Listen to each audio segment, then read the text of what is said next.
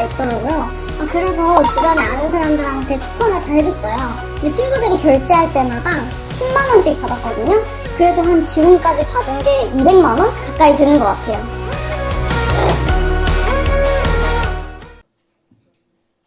갑이 을한테 줘야 될 이자 나왔어요? 얼마예요? 그럼 제가 하고 끝낼까요?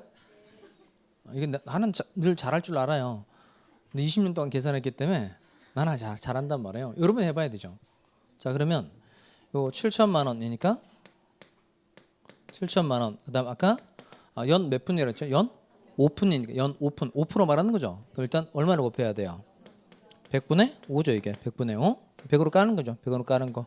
이거 깔 줄 알죠, 이거? 100으로 까는 건 뭐라 그래요? 약분. 근데 곱하기 할 줄 알아야 되죠. 그럼 여기 이제 얼마야? 뭘 35만 원이에요. 70만 원 곱하기 5잖아요. 70만 원 곱하기 5니까 350만 원이죠. 350만 원. 여기 이제 연이자라는 연이자. 그다음 이걸 몇 달 가지고 있었다 그랬죠? 한 달 가지고 있었다 그랬으니까 이제 12분의 1을 해야 되는 거죠. 그러니까 한 달 가지고 있었으니까 여기 얼마예요, 그러면? 3만 원 말도 안 되는 얘기 하고 그래요. 그러니까 350만 원을 12분의 1로 하면 어떻게 3만 원이 돼? 적어도 대충 해서 약 하여튼 29만 원 얼마 되겠죠, 이렇게 하면. 그 3만 원 얼마 얘기하고 2만 원 얼마 얘기하면 그 숫자 감이 없는 거예요. 그러면 이건 여기 350만 원에 12분의 1하면 약 얼마? 30만 원. 그러면 결국 값은 얼마 줘야 된다는 거예요, 이게? 7,030만 원 줘야 된다는 거죠. 7,030만 원. 그럼 여기까지만 보면 값이 불리하다, 불리하지 않다. 완전 불리해 보이죠. 왜냐하면 지금 잔금을 안 준 사람 누구예요? 을이고 계약을 해지한 사람은 갑. 그런데 갑은 원래 소유권 그냥 되돌려 받는 거죠. 그냥 되돌려 받는 거고, 갑이라는 사람은 자기 돈에서 얼마를 더 얹어 가지고 30만 원을 더 얹어 가지고 잘못은 을이 했음에도 불구하고 갑이 7천만 원 받은 거에다가 얼마까지 얹어서 30만 원까지 얹어서 7,030만 원을 갑에게 주라는 뜻인 거예요. 그게 원상회복의 뜻이에요. 그러니까 원상회복은 원상회복대로 깨끗하게 다 하라는 거예요. 그리고 그 다음이 중요합니다. 이때 갑은 원상회복대로 하고, 갑은 자신에게 손해가 있으면 손해배상 청구할 수 있다 없다? 있어요. 그러니까 을이라는 사람이 소유권을 이전 받아가지 않으면 갑은 이 물건을 다른 사람에게 팔아먹지 못하는 등 갑에게 손해가 당연히 있다 없다? 있죠. 그러니까 갑은 을에게 다시 손해배상을 청구할 수 있다 없다? 있어요. 그러니까 여기까지 해보면 갑이 손해 본 것처럼 보인단 말이에요. 그런데 무엇을 청구할 수 있다는 걸 감안하면, 손해배상을 청구할 수 있다는 걸 감안하면 절대 갑이 불리하다, 불리하지 않다? 불리하지 않아요. 아까 처음에 계약을 체결할 때 계약금을 위약금으로 하기로는 특약을 맺을 수 있다 그랬죠. 예를 들어서 계약금 1,000만 원을 주고 을이 계약을 위반한 경우에 갑이 계약금 1,000만 원 몰취한다, 먹는다, 이렇게 특약을 맺었어요. 그럼 갑이 총 이득 보는 건 얼마예요? 계산돼요? 그러니까 지금 1,000만 원 지급하면서 을이 계약을 위반한 경우에 갑이 계약금을 몰취한다, 이렇게 특약을 맺었다는 겁니다. 근데 을이 이제 계약을 위반해서 갑이 계약 해지한 거예요. 그럼 갑에게 생기는 총 이득은 얼마죠? 일단 요 7,030만 원 줘야 되잖아요. 그럼 30만 원 마이너스죠. 근데 얼마나 먹을 수 있는 거예요? 1,000만 원 먹을 수 있는 거죠. 그럼 결국 갑이 이득이다, 손해다? 이득. 얼마만큼 이득이죠? 또 그 1,000만 원에서 30만 원 빼야 되잖아요. 그럼 얼마예요? 970만 원만큼 이득 보는 거예요. 그러니까 결국 계약을 해지한 자가 손해 보는 일이 있다 없다? 없다는 거예요. 그러니까 잘 기억합니다. 다시 지금 우리가 배운 게 약정해제다, 법정해제다? 법정해제권의 발생 원인은 뭐죠? 채무불이행. 채무불이행을 원인으로 계약을 해지하는 게 무슨 해제? 채무불이행을 원인으로 계약을 해지하는 게 무슨 해제? 법정해제.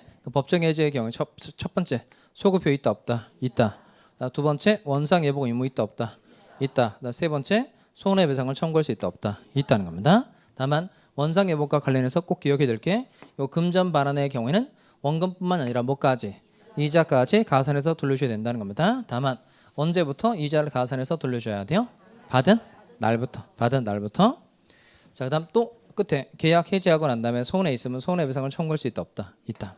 그럼 마지막 질문 드려보도록 하겠습니다. 그럼 이때 계약 해지하고 난 다음에 손해 있으면 손해배상을 청구할 수 있잖아요. 그런 뜻이 되려면 계약의 해제가 손해배상 청구에 영향을 미친다고 해야 돼요? 영향을 미치지 않는다고 해야 돼요? 미친다, 미치지 않는다? 다시 계약의 해제는 손해배상 청구에 영향을 미친다, 미치지 않는다. 미친다. 미쳐버리는 거죠, 그러면. 미친다, 미치지 않는다. 이거 국어가 안 되는 거 아니에요? 여기까지 하고 좀 기초 강의를 좀 잘 마무리하려고 그러는데 부드럽게 마무리가 안 되네요. 다시 아까 계약 해제하고 난 다음에 손해 있으면 손해배상 청구할 수 있다 그랬잖아요.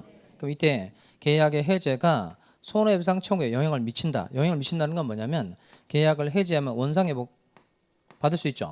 그러니까 원상회복을 받으면 손해배상까지 다 한 것으로 처리한다는 뜻인 거고, 그 다음에 계약의 해제는 손해배상 청구에 영향을 미치지 않는다. 그 말은 계약 해제에서 원상회복은 원상회복대로 받고 이거는 별개로 손해배상이 별도의 제도로 하는 겁니다. 그러면 계약 해제하고 난 다음에 손해 있으면 손해배상 청구할 수 있다 그랬죠. 그런 뜻이 되려면 계약의 해제가 손해배상 청구에 영향을 미친다고 해야 돼요? 미치지 않는다고 해야 돼요? 미치지 않는다고 해야 된다는 겁니다. 그래서 만난 법조문이 551조예요. 551조. 자, 뒷쪽에 가서 읽어보도록 하겠어요. 여러분 책으로 272페이지, 272페이지, 272 찾았어요? 자, 해제 효과 먼저 제가 읽겠습니다. 548조 1항 본문입니다. 548조 1항 본문 찾았어요? 자, 당사자 일방이 계약을 모한 때에는, 해제한 때에는, 그 다음 각 동그라미입니다. 각 당사자는 그 상대방에 대하여 무슨 의무가 있다? 원상 회복 의무가 있다. 무슨 의무가 있다? 원상 회복 의무가 있다. 그 다음에 2항 갑시다. 전항의 경우 밑줄 하시고, 전항의 경우 그게 원상 회복의 경우라는 말입니다.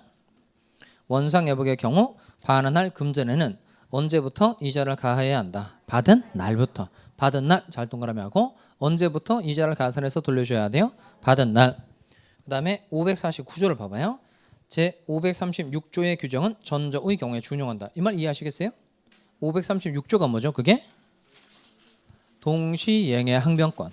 동시행의 항변권은 전저의 경우에 준용한다. 전저의 경우라는 게 이게 원상회복의 경우라는 겁니다. 칠판 보시면 이때 여기 보시면 계약이 해제가 됐죠. 계약 해제가 됐으니까 갑은 요 받은 돈 돌려줘야 되죠. 을도 소유권 돌려줘야 되는데 각 당사자가 무슨 의무를 진다? 원상회복 의무. 갑도 을도 다 원상회복 의무를 진다는 겁니다. 이거 서로 결론성이 있으니까 서로 어떤 주장할 수 있다는 거예요. 동시에 몇 건 주장할 수 있다는 겁니다. 네가 안 하면 나도 안 한다. 이런 주장을 서로 할 수 있다는 겁니다. 이렇게 각 당사자가 부담하는 원상회복 의무는 무슨 관계에 있다? 동시이행 관계에 있다는 뜻인 거예요. 그리고 551조 암기 꼭 외웁니다. 일단 외우고 시작하자는 거예요. 아는 것도 잘 외워야 됩니다. 이거. 자, 해지를 빼고 해제만 넣어서 읽어보겠어요. 계약의 해제는 찾았죠? 그렇게 읽어보겠습니다. 시작. 계약의 해제는 손해배상의 청구의 끝에 영향을 미친다, 미치지 아니한다, 미치지 아니한다.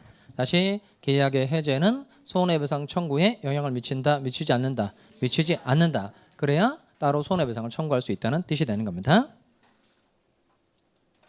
자, 그럼 계약법에서 총 어떤 내용을 배웠을까요? 우리가 7번 보시고 마무리하고 기초강의를 마치도록 하겠습니다. 자, 계약법에 제일 먼저 계약의 종류 공부했죠. 계약의 종류. 그래서 전형 계약의 종류 몇 가지 공부했죠? 15가지. 그리고 계약 성립 파트 공부했네요. 계약 성립에서 계약 성립의 모습으로 규정되어 있는 거 몇 개? 3개. 뭐 있죠? 근데 크게 체계를 잘 잡아야 되니까. 첫 번째, 청약과 승낙의 의인사 표시의 합치. 두 번째, 의인사 실현에 의한 계약 성립. 세 번째, 교차 청약에 의한 계약 성립. 자, 그리고 계약의 효력 파트에서 3개 공부했어요. 3개. 먼저 첫 번째, 쌍무 계약의 효력 2개 공부했죠. 쌍무 계약의 효력 2개. 뭐죠? 그게? 쌍무 계약에서 나오는 효력의 첫 번째, 동시이행의 항명권. 동시항명권은 뜻이 뭐예요? 어차피 다음 주에인데 이제 복습을 못 하니까 바로 하는 거예요. 그래서 동시항명권은 뜻이 누가? 채권자가 자기 채무를 이행하지 않고 채무자에게 이행을 청구한 경우 누구는? 채무자는 일시적으로 자기 채무의 이행을 거절할 수 있는 권리이다. 그다음 위험부담도 배웠네요. 위험부담. 그러니까 위험부담이 문제가 되기 위한 전제 조건 3가지가 뭐죠? 쌍무 계약에 있어서 채무자의 책임 없는 사유로 후발적 불능이 됐을 때 생기는 문제가 위험부담인데, 위험은 채무자가 부담하는 경우도 있고 채권자가 위험 부담하는 경우도 있다는 겁니다. 그러면 채무자가 위험 부담하는 경우 한 가지가 뭐죠? 그게 당사자 쌍방의 책임 없는 사유일 때. 그다음 채권자 위험 부담하는 경우 두 가지 있다 그랬죠. 첫 번째가 채권자의 책임 있는 사유일 때, 두 번째가 수령지체 중 당사자 쌍방의 책임 없는 사유일 때, 그다음 요약자하고 낙약자가 계약을 해서 제3자에게 권리가 생기는 모든 경우가 그게 바로 뭐다? 제3자를 위한 계약. 당사자는 누구라 그랬죠? 요약자와 낙약자. 그다음 수익자 제3자는 절대 당사자이다 아니다. 아니다는 겁니다. 그다음 계약을 없애는 걸 배운 거예요. 계약의 해제하고 해지. 중요한 게 이제 해제죠. 해제의 종류 두 가지 있다는 겁니다. 무슨 해제? 무슨 해제? 약정 해제, 법정 해제. 약정 해제권의 발생 원인은 약정 사유의 발생. 소급효 있다 없다? 있다. 원상회복 의무 있다. 손해배상 청구할 수 있다 없다? 없다. 그다음 채무 불이행을 이유로 계약 해제하는 게 법정 해제인데 채무 불이행 유형 세 가지 뭐죠? 이행지체, 이행불능, 불완전 이행. 법정 해제 소급효 있어요 없어요? 법정 해제 소급효 있다. 원상회복 의무 있다 없다? 있다. 그리고 손해배상 청구할 수 있다 없다? 있다. 그래서 꼭 외워야 될 조문이 551조라는 겁니다. 계약의 해제는 손해배상 청구에 영향을 미친다. 미치지 아니한다. 미치지 아니한다. 자, 기초과정 여기까지 하도록 하겠습니다. 다음 주에 뭐 가지고 오냐면 아직 그 기본 과정을 어떻게 할지 아직 정하지는 않았어요. 왜냐하면 그 1월 달에 또 사람이 또 새로 들어온 사람들이 있으니까 그 사람들이 얼마만큼 들어오는지를 보고 기초 강의 방향을 정할 작정이거든요. 그러니까 그 다음 주에 기본서를 가지고 오시되 그 산 것만 딸랑 가지고 오시지 말고 일단 두 권을 다 가지고 와 보세요. 잘라 가지고 앞에 것만 가져오지 마시고 그냥 기본서를 산 권하고 붙어 있잖아요. 그걸 다 그대로 가지고 오시기 바랍니다. 자, 기초 강의는 여기까지 하고 마치도록 하겠습니다. 수고했습니다.